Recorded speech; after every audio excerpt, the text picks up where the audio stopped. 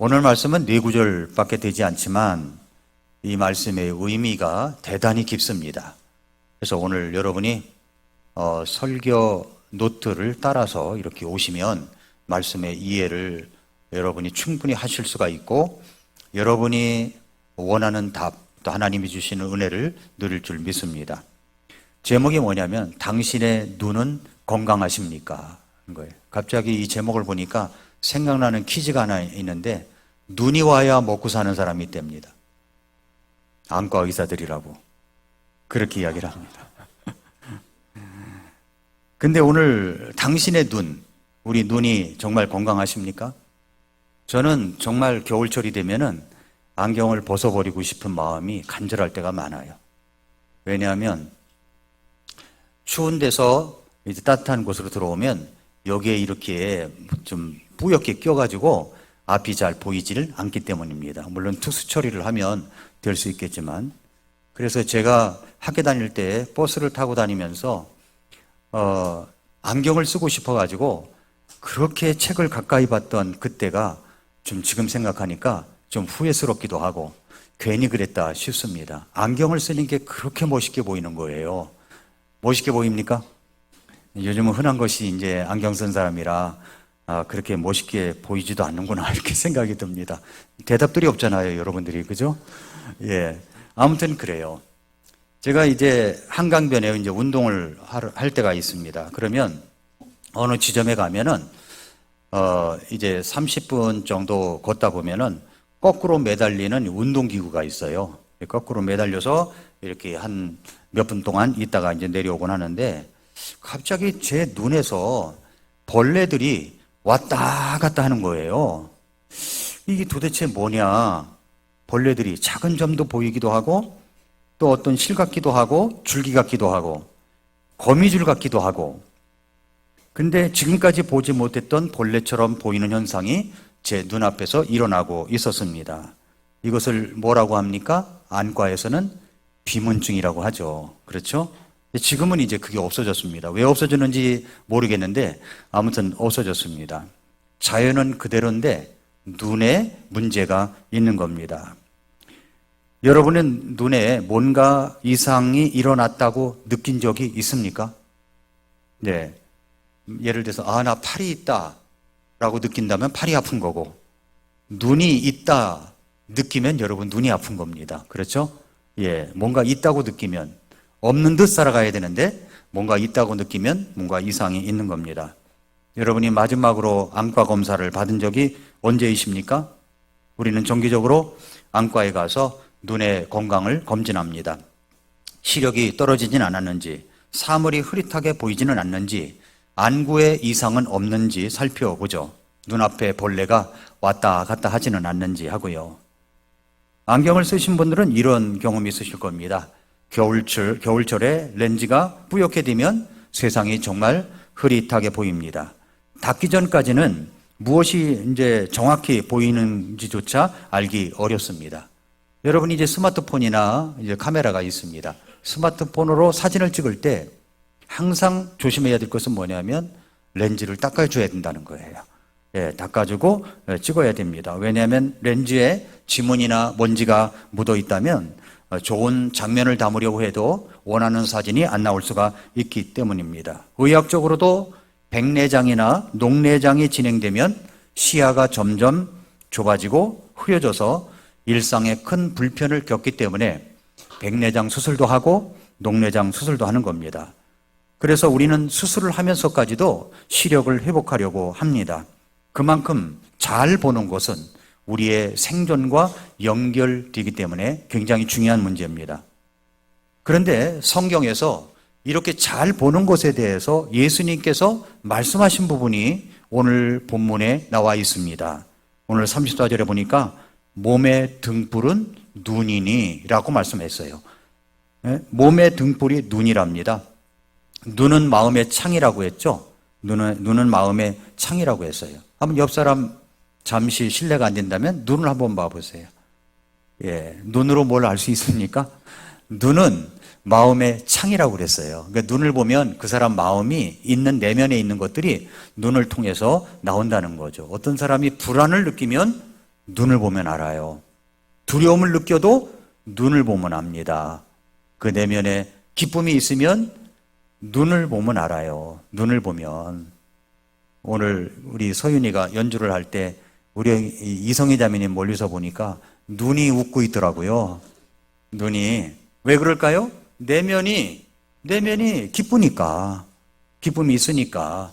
그렇습니다. 몸의 등불은 눈이라고 하는 겁니다. 그러니까 이 눈은 예수님께서 말씀하실 때 이 눈은 육체의 눈을 말하는 것이 아니라 우리 영적인 눈을 말하는 것입니다. 우리 영적인 시력, 마음의 눈, 이 우리의 영혼의 시야를 뜻합니다. 예수님은 이렇게 말씀하셨죠. 진리가 보이지 않는 이유는 빛이 없어서가 아니라는 말이에요. 오늘 말씀이. 빛은 이미 비춰져 있습니다. 켜져 있어요. 복음은 이미 선포되었고 하나님의 말씀은 언제나 비추고 있습니다. 문제는 뭡니까? 눈이죠, 눈. 그 빛을 받아들일 수 있는 눈이 있느냐 없느냐의 문제라는 겁니다. 오늘 우리는 이 말씀을 통해서 우리 자신의 눈의 상태, 영적인 눈의 상태를 점검하려고 합니다. 검사를 시작할 겁니다.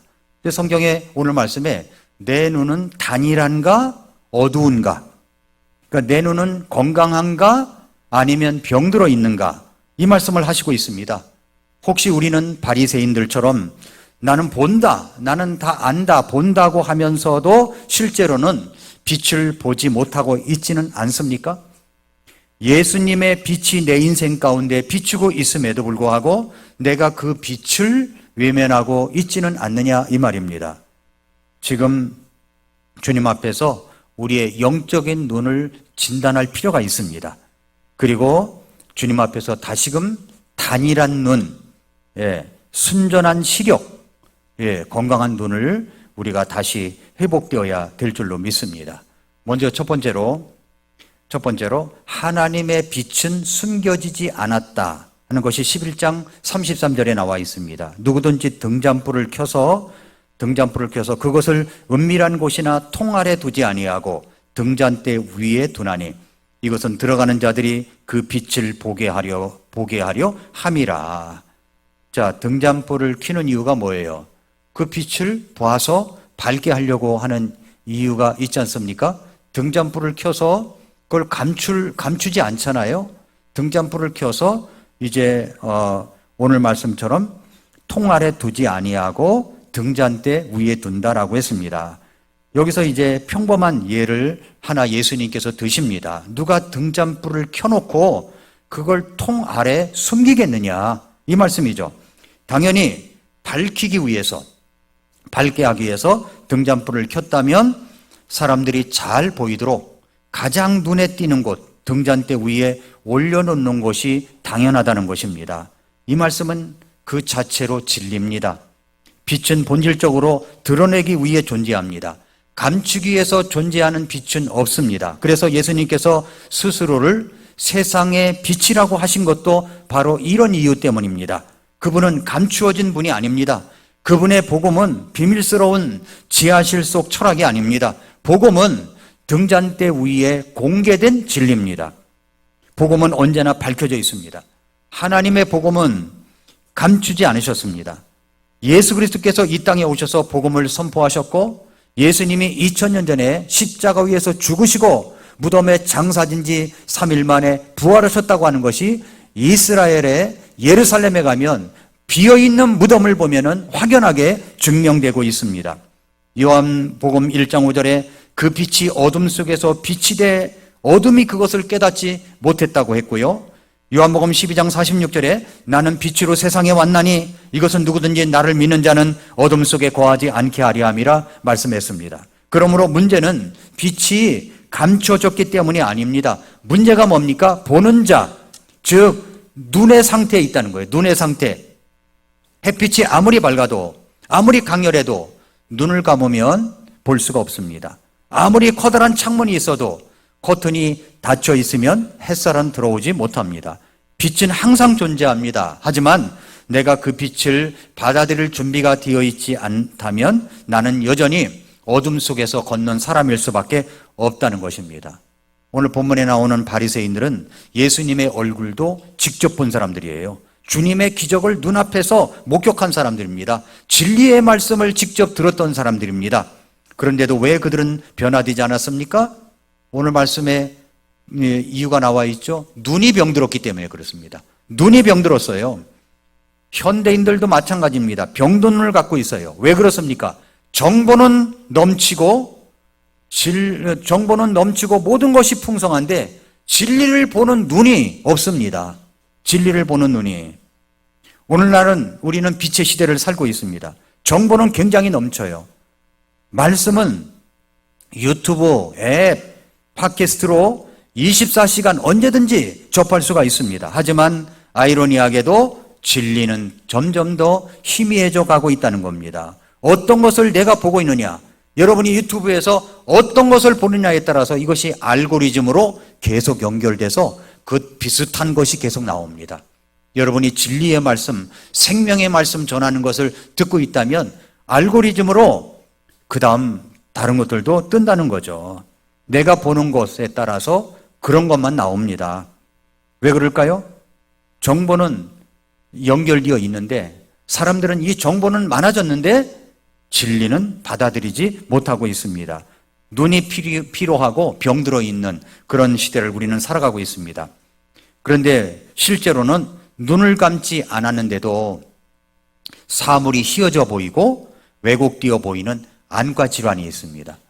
눈을 감지도 않았는데 이거 사물이 휘어져 보이는 거예요. 그리고 왜곡되어 보이는 안과 질환이 바로 황반변성과 난시입니다. 각막 이상증도 같은 질환이죠. 황반변성에 걸린 사람은 책을 펼쳐도 글자 줄이 꾸불꾸불하게 보이고 그리고 마치 뱀이 기어가듯 일그러져 보인다고 합니다. 직선은 휘어 보이고 정면의 시야는 마치 눌려버린 것처럼 찌그러져 보인다는 거죠. 빛은 분명히 비추고 있지만 망막의 중심이 망가지면 모든 것이 왜곡되어 보이는 겁니다. 이처럼 눈이 열려 있어도 눈이 병들면 진실은 왜곡되게 받아들여질 수밖에 없습니다. 오늘날 많은 사람들이 진리를 듣고도 감동하지 못하는 이유가 뭡니까? 복음을 봐도 반응하지 않는 이유는 진리가 숨겨져 있기 때문이 아니라 그들의 영적인 눈이 이미 왜곡되어져 있기 때문입니다. 병들어 있기 때문이죠. 우리가 진리를 보지 못하는 것은 하나님의 책임이 아닙니다. 우리 눈의 건강에 이상이 생긴 문제입니다. 빛은 여전히 비추고 있어요. 진리는 여전히 비춰지고 있습니다. 문제는 우리가 제대로 보고 있는가? 왜곡된 눈으로 보고 있는가에 달려있는 겁니다. 진리는 감춰진 것이 아니에요. 사람들이 거부한 것이 문제입니다. 그래서 예수님께서는 오늘 말씀을 통해서 우리에게 그 책임을 묻고 계시는 겁니다. 내가 빛을 감춘 적이 없다. 너는 그 빛을 보기 위해 눈을 떴는가 하는 겁니다. 11장 33절을 다시 보세요. 누구든지 등잔불을 켜서 그것을 은밀한 곳이나 등 아래 두지 아니하고 등잔대 위에 두나니 이것은 들어가는 자들이 그 빛을 보게 하려 함이라. 들어가는 자들이 진리를 사모하는 자, 그렇게 진리를 사모해서 다가오는 자만이 그 빛을 볼 수 있다는 겁니다. 게으른 눈, 자만한 시선, 어두운 마음은 빛을 볼 수가 없습니다. 여러분의 영적 안경은 어떻습니까? 뿌옇게 흐려져 있지는 않습니까? 말씀이 들어와도 감동이 없고 설교를 들어도 마음에 남는 것이 없다면 빛의 문제가 아닙니다. 여러분의 영적인 시야에 문제일 수가 있다는 겁니다. 카메라 렌즈에 이물질이 묻으면 아무리 좋은 피사체도 정확히 담을 수가 없습니다. 우리의 영혼의 시야도 깨끗이 닦아놔야 진리를 선명하게 담을 수가 있습니다. 성도 여러분, 어떤 나는 너에게 진리를 비추고 있다. 그런데 너는 내 빛을 보고 있느냐? 우리 주님께서 말씀하시는 거예요. 빛은 지금도 등잔대 위에 놓여져 있습니다. 복음은 지금도 선포되고 있습니다. 성령님은 지금도 말씀하시고 있습니다. 그런데 나는 눈을 뜨고 있습니까? 나는 지금 그 빛 앞에 서 있습니까? 나는 내 마음의 커튼을 활짝 열고 있습니까? 오늘 이 말씀은 단순히 예수님의 선언만이 아닙니다. 예수님께서 우리 모두에게 말씀하시는 영적 검진의 초대장입니다. 빛은 감춰지지 않았다. 문제는 네 눈이다. 네 눈은 열려져 있느냐? 건강하느냐? 이 말씀을 우리 주님께서 주시고 있는 것입니다. 이것이 첫 번째입니다. 두 번째는 이제 진단을 계속 해나가는 겁니다. 자, 내 눈은 건강한 눈이냐, 병든 눈이냐 하는 것이죠. 오늘 34절에 보니까 몸의 등불은 눈이니, 그러므로 네 눈이 단이라면, 단이라다는 뜻은 나중에 나옵니다. 네 눈이 단이라면 네 온몸도 빛으로 가득하나, 눈이 단이라면 온몸이 빛으로 가득하대요. 그러나 네 눈이 악하면 네 몸도 어둠으로 가득하리라. 자, 내 몸이 빛으로 가득합니까? 어둠으로 가득합니까? 이거 뭐에 달려 있어요? 내 눈이 단이라냐, 악하냐? 이거에 달려 있는 거예요. 예, 아주 중요한 문제입니다. 그래서 여기서의 눈은 단지 보는 기능만을 말하는 것이 아니라 진리를 받아들이는 능력, 삶을 인식하고 해석하는 창을 뜻하는 겁니다. 빛이 없어서 어두운 것이 아닙니다. 빛은 이미 있어요. 문제는 눈입니다. 눈. 예수님은 이렇게 말씀하셨어요. 네 눈이 단이라면 네 온몸도 빛으로 가득하다는 것입니다. 그러나 네 눈이 악하면 네 온몸도 어둠으로 가득하다는 거예요. 눈이 어떤 상태이냐에 따라서 전신이 밝아지기도 하고 어두워지기도 하는 거죠. 그래서 건강한 눈, 단일한 눈이 뭐냐, 이것을 이제 성경이 처음으로 기록된 것이 신약 성경은 헬라어로 기록됐기 때문에 헬라어 원문의 뜻을 살펴봅니다. 제가 원어를 강조하는 이유는 제가 원어를 잘해서가 아닙니다. 신학교 때 헬라어를 공부하긴 했습니다만 잘해서 그런 게 아니에요. 이것은 우리의 그 말씀의 뜻을 더 밝히 알게 하기 위해서 여러분 같이 나누는 겁니다. 여기 단일한 눈이라는 말은 하플로스라는 말인데, 이 말은 단순한, 순전한, 혼잡하지 않은, 나뉘지 않은 이라는 의미를 가지고 있습니다. 그래서 이 건강한 눈은 초점이 흐트러지지 않고 하나에 집중되어 있어야 된다는 거죠. 제가 이제 미라클 모닝 가스펠 방송 유튜브를 하고 있기 때문에 매일 제가 이제 촬영을 합니다. 카메라가 있어요.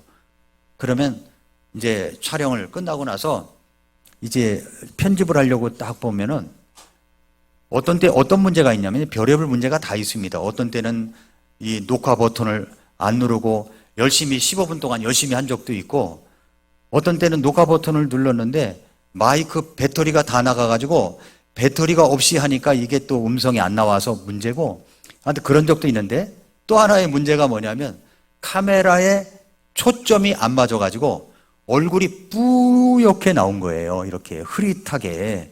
그걸 어떻게 내보냅니까? 초점이 맞춰져 있는가, 이걸 봐야 된다는 거죠. 이것을 싱글 포커스라고 하죠. 싱글 포커스. 정확한 초점이 맞았냐는 거예요. 초점. 단일한 눈. 그래서 이것을 말씀과 진리에 완전히 집중된 시야를 갖고 있느냐는 겁니다. 말씀과 진리에 완전히 집중된 시야. 마치 초점이 정확하게 맞춰진 카메라처럼 진리를 왜곡 없이 받아들이는 눈입니다. 햇빛이 아무리 밝아도 창문이 더러우면요, 방 안은 어두울 수밖에 없습니다. 여러분 지나가다가 이제 거리의 상점에 쇼윈도우에 진열된 상품이 있죠. 그러면 쇼윈도우 안에 진열된 상품을 볼 때 참 멋지다, 아름답다 이렇게 느끼는 것은 유리창이 깨끗하기 때문에 그렇습니다. 아무리 좋은 제품을 갖고 나도 유리창을 매일 닦지 않고 그저 비가 와도 눈이 와도 흐릿한 상태로 그렇게 되어 있다면 마치 아파트에 저와 여러분의 집 창문처럼 그걸 닦아야 되는데 닦는 방법을 몰라가지고 흐릿할 때가 있지 않습니까? 그런데 그런 것처럼 그렇게 쇼윈도우에 창이 그렇게 되어 있다면 제품의 가치를 잃어버릴 수밖에 없다는 겁니다. 마찬가지라는 거예요. 그러므로 우리는 유리창은 메시지를 전달하는 통로입니다.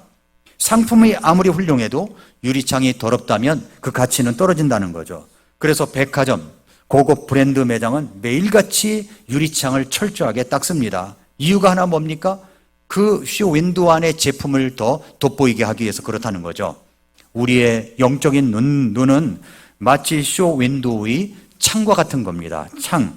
하나님의 말씀은 진리이고 이미 등잔대 위에 밝혀져 있습니다. 하지만 우리가 그 말씀을 왜곡된 시야, 더럽혀진 마음, 흐려진 시선으로 바라보면 진리 자체는 왜곡되어 보이고 감동은 전달되지 않습니다.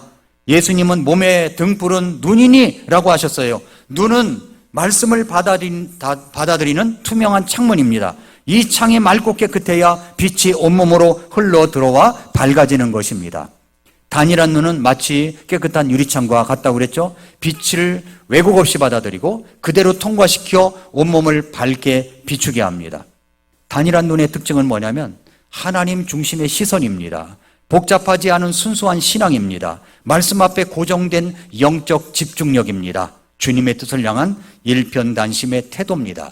그래서 바울 사도는 디도서 1장 5절에서 15절에서 순수한 자들에게는 모든 것이 순수하나 더럽혀지고 믿지 않는 자들에게는 아무것도 순수하지 아니하며 오히려 그들의 생각과 양심마저도 더럽혀져 있느니라.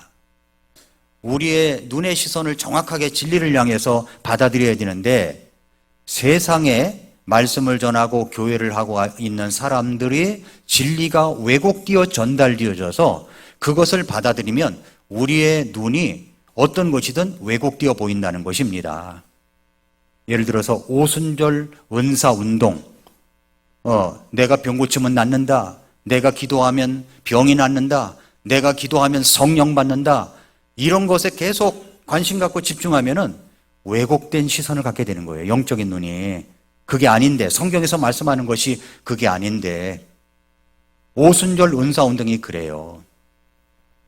WCC도 마찬가지입니다. 종교 통합주의 아닙니까? 그런 거에 포커스를 맞추면 진리는 감추어져 있고 사랑만 드러내요. 사랑으로 하나가 되어야 된다. 그러니까 천주교하고도 하나가 되어야 된다고 그렇게 천주교 신부하고 같이 있으면서 자랑스럽게 사진을 찍는 장면들이 나오는 것입니다. 잘못된 거죠. 요즘은 이제 WEA 총회를 한다고 합니다. 그랬더니 이 젊은 진리를 깨우친 젊은 청년들이 그 앞에서 시위를 벌이는 장면들이 이 유튜브 영상에서 나오더라고요. 그러면서 그 WEA 총회에서 설교했던 목사 리거런, 미국의 세들백 처치의 리거런 목사가 설교했던 장면을 나오는데 그것 때문에 젊은 크리스천들이 그건 안 된다. 이 리거런이라는 사람이 교황도 만나고 모든 것이 평화로 가야 된다고 이야기하는 사람입니다. 이런 것들에 집중되어 있으면 우리 진리를 바라보는 시선이 왜곡되어 보이기 때문에 모든 진리를 우리가 좀 왜곡되게 받아들일 수가 있다는 것이죠. 그래서 바울 사도는 순수한 자들에게는 모든 것이 순수하지만 더럽혀지고 믿지 않는 자들에게는 아무것도 순수하지 않다. 그렇게 말씀하고 있는 겁니다. 시선이 바르면 바른 교리적인 말씀에 관심을 갖고 받아들입니다.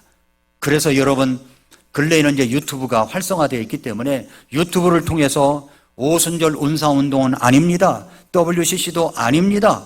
여러분 또 여러 가지 축도하는 것도 아닙니다. 또 여러 가지 주기도문도 아닙니다. 사도신경도 아닙니다. 안 합니다. 이런 진리가 많이 올라오니까 사람들이 그동안 잘못된 시선을 갖고 있다가 깜짝 놀래가지고 이런 진리의 말씀도 있구나 라고 사람들이 그 말씀을 즐겨 듣고 그러는 것입니다. 진리를 찾는 사람들이 점점 더 많아지고 있다는 것이죠. 그러므로 건강한 눈, 단일한 눈이 중요한 거예요. 단일한 눈. 그 다음에 이제 병든 눈이 나옵니다. 병든 눈. 이건 악한 눈이라고 그랬어요. 예수님께서 말씀하시기를 네 눈이 악하면 네 몸도 어둠으로 가득하다. 어둠으로 가득하다는 겁니다. 악하다는 표현은 헬라어로 포네로스라고 하는데 이 단어는 단순히 나쁘다는 뜻만 갖고 있는 게 아니라 도덕적으로 부패하고 타락한 영적으로 어두운 상태를 말합니다. 그러니까 병든 눈이라고 하는 것은 자기중심적으로만 세상을 해석하고 말씀을 받아들이지 않으며 세속적이고 탐욕적 시선으로 진리를 외면하는 상태를 말합니다. 병든 눈은 마치 먼지가 덕지덕지 낀 안경을 쓰고도 나는 잘 본다라고 착각하는 사람과 같습니다. 바리새인들이 그랬어요. 그들은 성경을 누구보다도 많이 알고 있었고 율법의 조항도 세세히 외우고 있었습니다. 그러나 예수님이라는 나는 길이요 진리요 생명 되신 예수님의 가르침 앞에서는 전혀 반응하지 못했습니다. 왜냐하면 그들의 시야는 이미 자기 의와 종교적 자만으로 흐려져 있기 때문에 그렇습니다. 예수님께서 요한복음 9장 41절에 그랬죠. 너희가 눈 멀었다면 너희에게 죄가 없었을 것이나 지금 너희가 우리는 본다 하고 말함으로 너희 죄가 남아있느니라 말씀하셨습니다. 그들은 자신의 빛 가운데 있다고 착각했지만 실상은 완전히 어둠 속을 걷고 있었던 것입니다. 그들의 눈은 병들었어요. 병든 눈에 특징이 있습니다. 삶이 어두워요. 생활도 어두워요. 그러니까 병든 눈의 특징이 뭐냐면 하나님보다도 자신의 욕망이 우선입니다. 말씀을 들어도 선택적으로 해석합니다. 빛을 비추어도 빛이 비치는데도 눈을 감고 버티는 거죠. 그렇다면 지금 우리의 눈, 영적인 눈은 어디를 향하고 있습니까? 진리를 향해서 단일하게 고정되어 있습니까? 아니면 세상과 복음을 오가면서 시야가 이중적입니까? 탐욕과 자기중심이 빛을 가리고 있지는 않습니까? 내 눈이 단일하면 내 온몸도 빛으로 가득할 것이다. 내 눈이 악하면 내 온몸도 어둠으로 가득할 것이다. 그러니까 눈의 상태가 전신의 상태를 말하는 겁니다. 즉 내 영혼의 밝기, 삶의 방향, 신앙의 깊이는 내가 어떻게 보고 있는가에 달려있다는 말이죠. 단일한 눈은 말씀에 고정된 순전한 시야입니다. 그러나 악한 눈은 자기중심적인 왜곡된 시야입니다. 눈이 밝으면 인생이 밝고 눈이 어두우면 인생 전체가 어두워집니다. 그러므로 35절에 내 안에 있는 빛이 어둠이 되지 않도록 주의하라. 어두워지지 않도록, 내 몸이 어두워지지 않도록 주의하라는 거죠. 이 말씀은 이제 중요한 전환점의 말씀입니다. 자, 세 번째로 이제 자가 진단을 해보십시오 라고 했어요. 11장 35절에 그러므로 네 안에 있는 빛이 어둠이 되지 않도록 주의하라. 예수님은 강력히 경고하고 계시죠. 빛이라고 착각한 어둠. 바리새인들은 율법에 열심이었고 종교적으로 흠이 없어 보였습니다. 그러나 예수님은 그들을 가리켜서 소경된 인도자여 위선자라고 하셨습니다. 그들은 스스로 의롭다고 여겨 예수님의 빛이 필요 없다고 여겼기 때문입니다. 그 빛은 사실 자기 의와 교만이 가득한 모습이었습니다. 가짜 빛이죠? 그래서 예수님이 뭐라고 그랬어요? 주의하라 말씀하셨잖아요. 주의하라. 주의하라는 말은, 이 말은 헬라어로다가 스코페오라는 말인데 깊이 살피라, 세밀히 검진하라 그래서 검진하라. 병원에서 검사로 이야기한다면, 병원에 가서 검사를 받는다면 뭔가 좀 석연치 않으면 CT나 MRI까지라도 받으라는 말입니다. 제가 허리가 아파서 이제 병원을 갔습니다. 정형외과를 갔어요. 그랬더니 MRI를 찍자는 거예요. 그럼 뭐 의사가 MRI 찍자 그러면 그냥 찍잖아요. MRI 값이 얼마냐? 50만 원. 순간적으로. 그래서 이제 병원에 가서 MRI를 찍고 나면 그 다음에 이제 치료를 합니다. 그러면 뭔가 여기 충격기로다가 덧덧덧덧덧 하는 거 있잖아요. 그거를 갖다가 막 합니다. 이게 별로 효과가, 뭐 사람마다 다른 겁니다. 저의 경우에는 별로 효과가 없는 것 같더라고요. 근데 어느 날 뭔지 모르게 났어요, 그냥. 이 병이라고 하는 것은 살아가다 보면 어느덧 그냥 나버렸어요. 그런 경우가 있어요. 그러나 MRI나 CT를 찍는 경우는 정밀하게 보기 위해서 그런 거죠. 정밀하게 보기 위해서 뭔가 문제가 있는가. 우리도 마찬가지라는 거예요. 세밀한 검진을 해보라는 겁니다. 왜 그렇게 우리가 무기력합니까? 왜 이렇게 말씀을 귀에 담지를 못합니까? 왜 이렇게 방황하고 있죠? 왜 그런가 하는 거예요. MRI를 찍어보고 CT를 찍어보면 됩니다. 여기 MRI실, CT실이 있어요. 저 목양실이라고. 예, 오시면 제가 한번 찍어드릴게요. 어떤가 하고. 의사 선생님들이 제일 먼저 하는 말은 식사는 잘 하십니까? 화장실은 잘 가십니까? 대소변은 잘 하십니까? 이거 묻잖아요. 똑같이 질문할 수 있는 거예요. 식사는 잘 하십니까? 일반 양식이 아니라 하나님의 말씀을 잘 드시고 있느냐 이 말이에요. 매일 드시고 계십니까? 매일?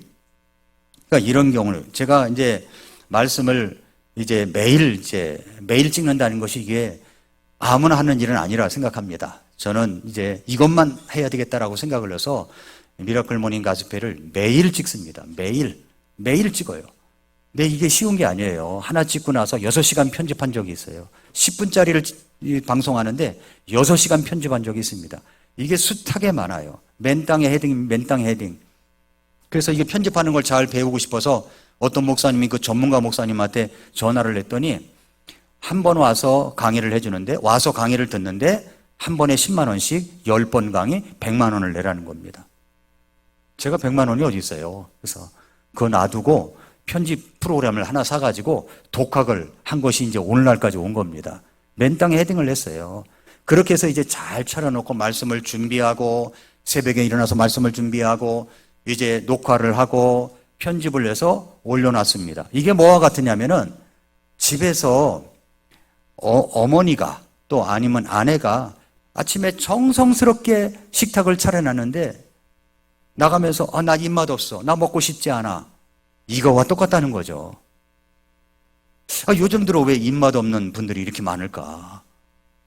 라는 생각을 가질 때가 있어요. 왜 그럴까?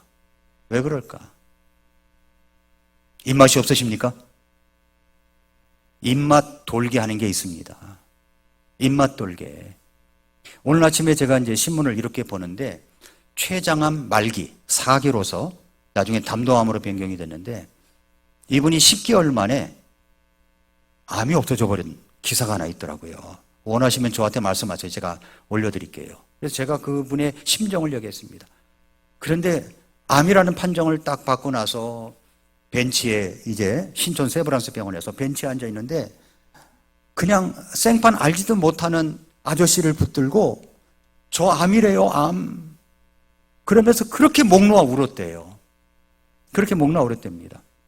그런데 그렇게 이제 진단을 받고 사물을 보니까, 자연을 보니까 그렇게 사물이 아름답고 그렇게 멋있게 보이더라는 겁니다.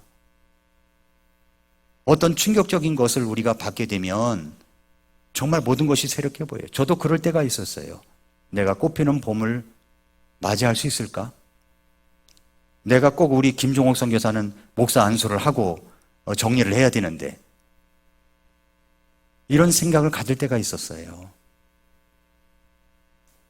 우리 마음을 리프레시하게 다시 리셋하게 하는 것은 외부의 어떤 충격이나 내면에 어떤 문제가 일어날 때 그런 현상이 일어날 수 있습니다. 모든 걸 새롭게 보이는 거예요. 그러니까 말씀 하나하나가 새롭게 보일 수가 있습니다. 그러나 여러분, 그렇게 돼야만 말씀이 새롭게 보인다면 좀 문제지 않습니까? 날마다 우리 마음에 정각심을 갖고 하나님 앞에 머리 조아리고 하나님 앞에 엎드려 기도하면서 하나님 오늘 말씀을 새롭게 해주시고 말씀을 잘 듣게 하시고 잘 보게 하시고 하면서 겸손하게 낮아져서 시작을 한다면 어떤 말씀이든지 달게 느껴질 것입니다. 그런데 그렇지 못할 때가 얼마나 많느냐 하는 것입니다. 영적 눈을 밝게 하기 위해서 반드시 여러분 디모데후서 3장 16절 17절 말씀을 참고로 해서 우리의 눈을 밝게 해야 됩니다. 디모데후서 3장 16, 17절에 뭐라고 그랬냐면은 모든 성경 기록은 하나님의 영감으로 주신 것으로 교리와 책망과 바로잡음과 의로 교육하기에 유익하다고 했습니다. 여러분, 하나님의 영감으로 주신 하나님의 말씀이 교리가 있어요. 교훈이 아닙니다. 교리와 책망과 바로잡음과 의로 교육하기에 유익된 말씀을 내 눈으로 받아들이고 내 마음에 받아들여야만 내가 내 몸이 밝게 될 수가 있다는 겁니다. 예수님의 신성, 오직 믿음으로 얻는 구원, 성령의 내주하심, 교회와 세상의 구분, 여러 가지 시리즈.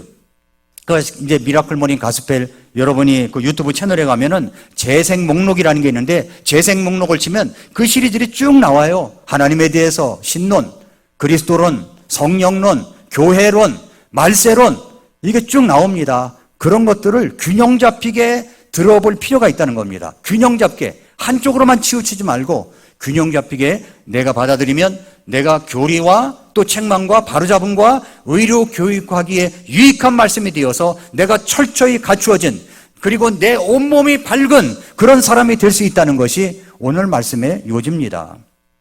그래서 먼저 우리는 바른 교리를 배워야 되는 겁니다. 교리적 시야가 밝게 된다는 거죠. 그뿐만 아니라 교리에서 삶으로 연결되는 실천이 필요한 겁니다. 이것은 분별의 시야예요. 예를 들자면 이런 것입니다. 에베소서를 여러분이 읽죠? 에베소서는 6장으로 되어 있죠. 1장부터 3장까지는 교리적인 내용입니다. 4장부터 6장까지는 실천적인 생활적인 내용이에요. 그런데 에베소서 1장 18절에 이렇게 말씀했습니다. 너희 지각의 눈을 밝히사. 눈을 밝히라는 말씀이 있습니다. 어떤 눈이요? 지각의 눈을 밝히사. 그분의 부르심의 소망이 무엇이며 성도들 안에 있는 그분의 상속 유업의 영광의 풍성함이 무엇인지 알게 하기를 기도했습니다. 여기서 지각의 눈이라는 것이 뭡니까? 이것은 지식을 말해요. 지식. 예. 이것은 디아노이아라는 이 헬라어인데 이것은 단순한 지식을 의미하는 것이 아니라 오히려 지성, 감정, 의지와 함께 작용하는 총체적인 마음의 기능을 이야기하는 겁니다. 그래서 지각의 눈이라는 것은 단순히 정보를 아는 눈이 아니라 하나님의 뜻과 복음을 인식하고 느끼고 반응할 수 있는 마음의 시야, 영혼 깊은 곳에서 이해하고 살아낼 수 있는 영적 통찰력의 창문.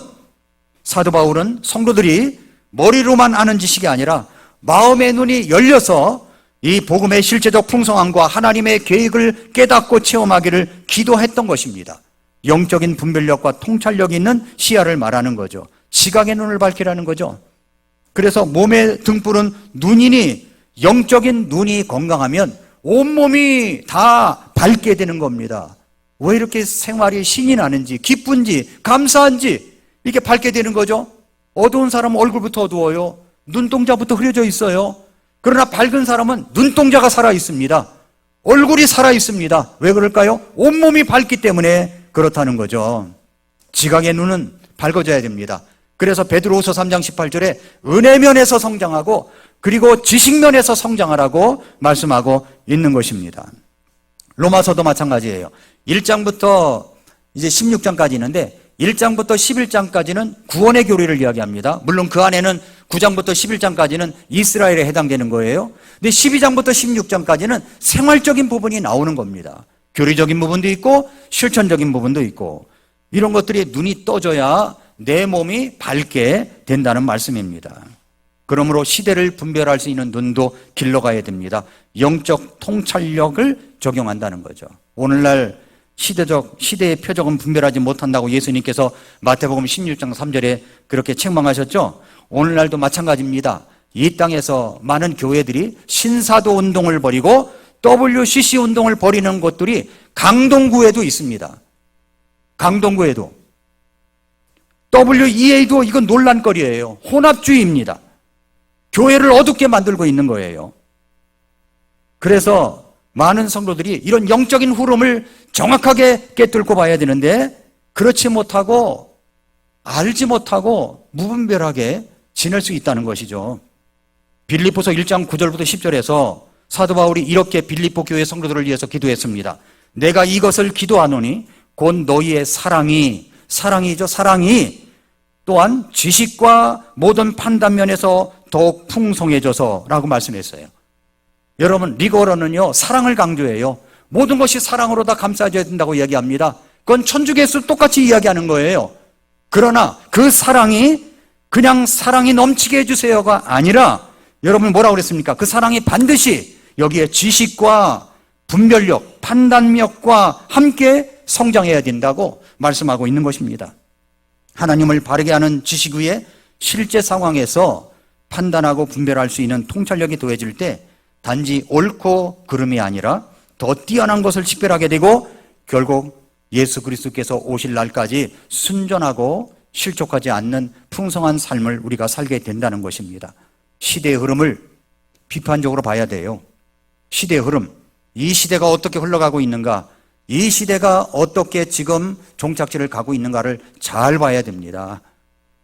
정치적인 면에서도 우리가 밝아야 됩니다. 왜 중국 사람들이 그렇게 한국에 많이 머무는가, 이런 것도 좀 생각해 봐야 돼요. 그래서 여러분, 우리가 시대적 가르침을 분별하고 이 거짓된 가르침을 분별하고 진리의 굳건히 서려는 경건한 훈련이 있어야 된다는 겁니다. 그래서 우리는 날마다 말씀 앞에서 시력 검진을 받아야 되는 거예요. 날마다, 아침마다. 바리새인들은 우리는 본다라고 했습니다. 그러나 예수님은 그들을 향해 너희가 본다고 하니 너희 죄가 남아있다라고 했습니다.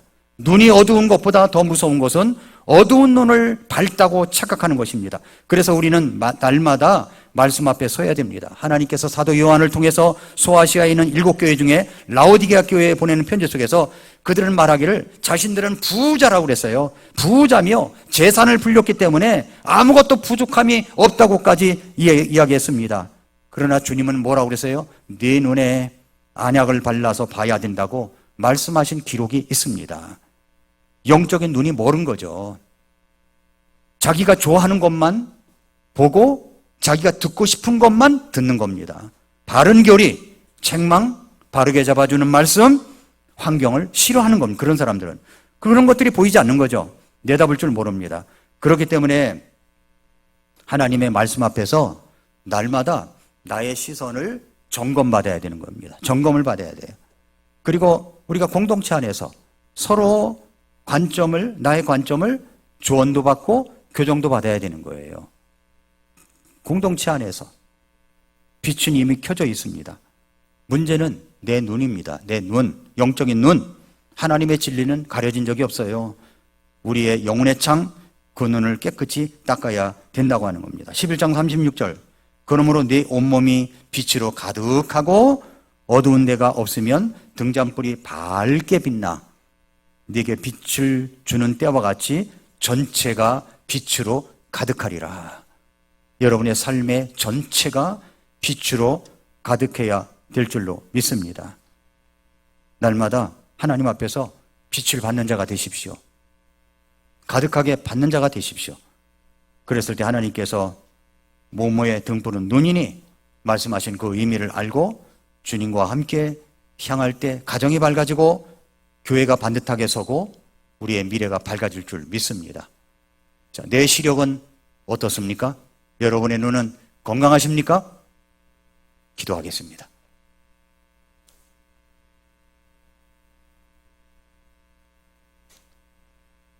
이 시간 조용히 머리 숙여서 기도하겠습니다. 인생 삶이 너무 거칠게 빠르게 지나가고 있기 때문에 우리는 우리의 초점을 주님을 바라봐야 되는데 그것을 놓칠 수가 있습니다. 그렇게 되면 영적인 시야가 가려져서 우리의 몸은 어둡게 될 수밖에 없습니다. 우리의 몸이 전체가 밝아져야 되는데 우리의 몸은 밝아지고 있습니까? 밝아져 있습니까? 왜 이렇게 어둡다고 생각이 되죠? 왜 이렇게 허무하다고 생각이 되죠? 왜 이렇게 말씀이 귀에 안 들어옵니까? 왜 이렇게 엎드릴 줄을 모르는 걸까요? 눈이 어둡기 때문에 그렇습니다.